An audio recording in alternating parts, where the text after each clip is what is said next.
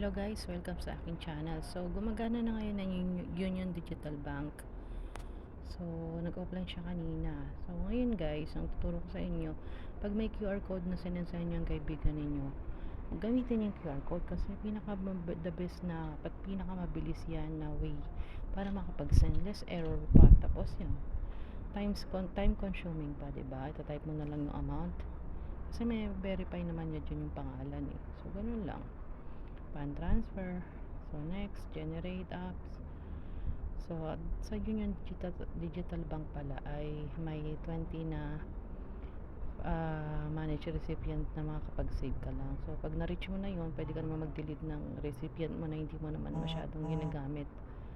So yun lang guys, don't forget to screenshot para isend sa inyong friends or dyan nga, mayroon nga kasing limit na 20 lang na recipient. So mag-delete na lang kayo doon, i-add nyo na lang kung sakali.